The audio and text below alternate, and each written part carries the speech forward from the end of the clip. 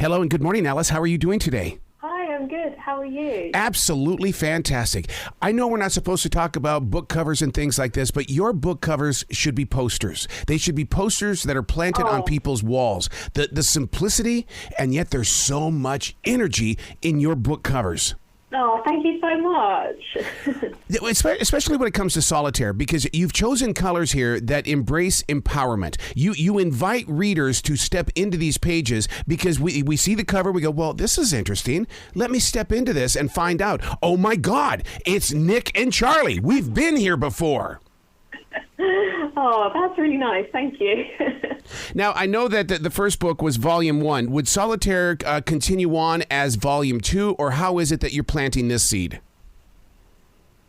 So Solitaire was actually the book that I wrote before Heartstopper. Really? So Solitaire came first, and then I started writing Heartstopper. But chronologically, Heartstopper comes first.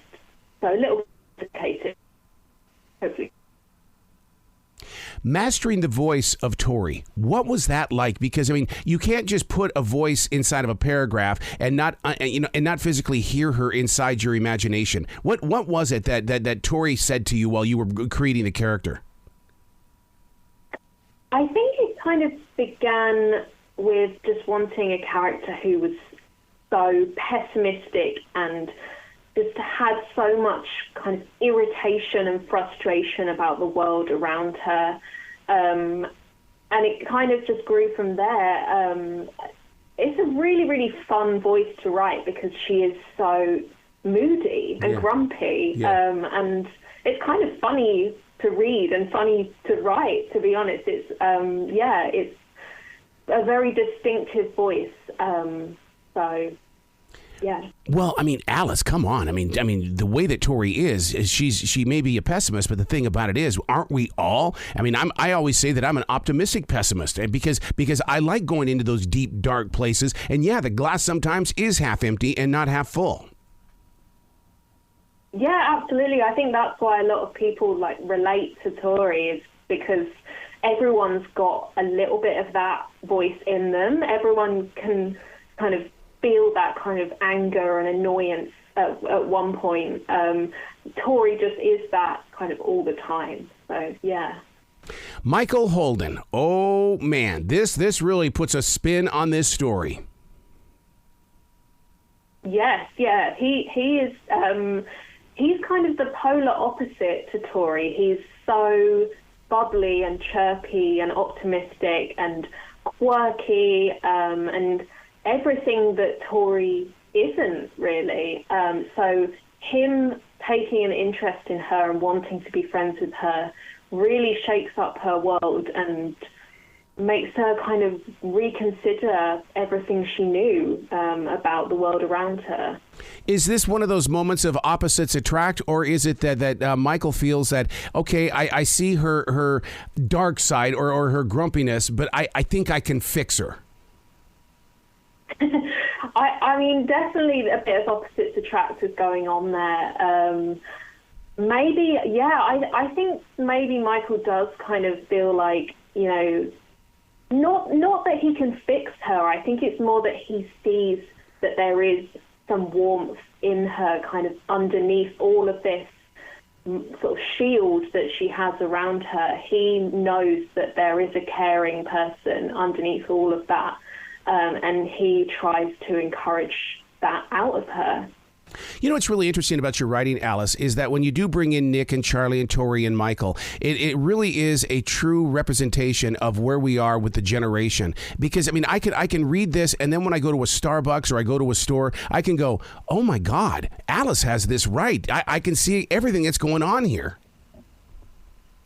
Yeah. I mean, I'm really glad you think that, because I try really hard to make my teenage characters feel as authentic and realistic as they possibly can. And for me, I mean, that gets harder every year as I get older and I get less connected to what it's like being a teenager.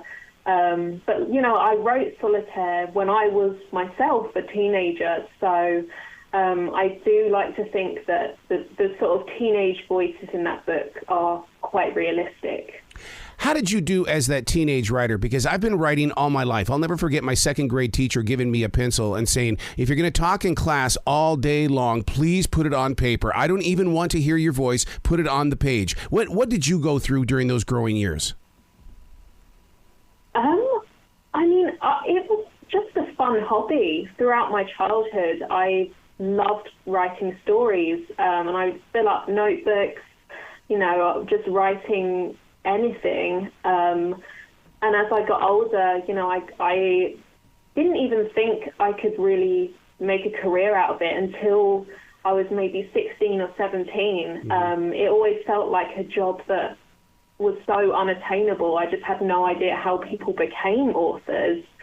But all I knew was this is what I love to do the most out of everything. It's just been my passion, I guess. Do you feel like an outsider as a writer? And the reason why I bring that up is because nothing happens in my day until I've written first. I've got to write first, and then I can take the first step. Definitely. I mean, everyone who knows me knows that I'm a workaholic. I am obsessed with my work, which has its positives and its negatives. I think many creative people can probably relate to that when the thing you're creating is your passion and it makes you want to get up in the morning. Yeah, because it's amazing to see the words, the emotions, the excitement, everything wrapped up inside those words. Do you long form your writing, or are you sitting there at that computer? I'm at a computer, I am very much a digital person. How do you keep the perfectionist at bay then? Because, the one thing I've always learned about the computer, it's too easy to go back and erase.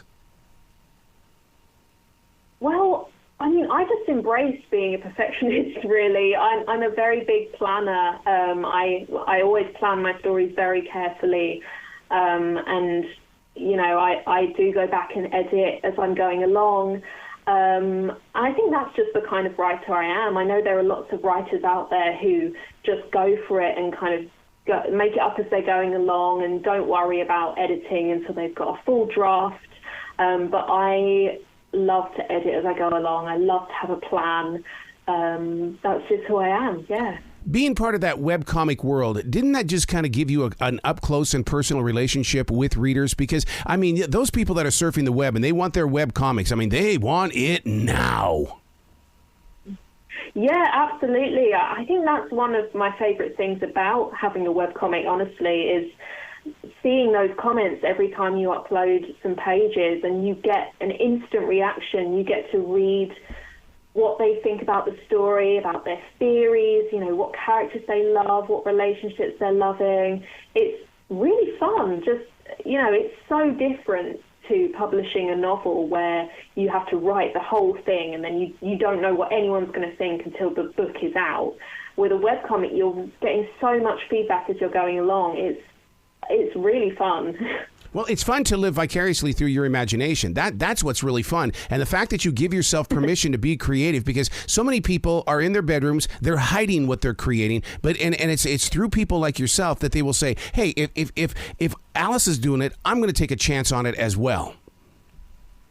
Yes, absolutely. And I completely relate to those people because that literally was me as a teenager. I was writing stories all through my teenage years, and I didn't tell anyone. I didn't tell my parents. I didn't tell any of my friends because I thought it was kind of a weird hobby to have. I didn't really want to share it with anyone, but I found the courage to kind of put myself out there and send out my work. And yeah, I really hope that I can encourage other people to do the same. Where can people go to find out more about you and to get their hands on your writing? You can go to my website, aliceoseman.com, or you can find me, Alice Oseman, on Twitter or Instagram. Excellent. Please come back to this show anytime in the future. Alice, the door is always going to be open for you. Thank you so much. Well, you be brilliant today, okay? Thank you. I'll try.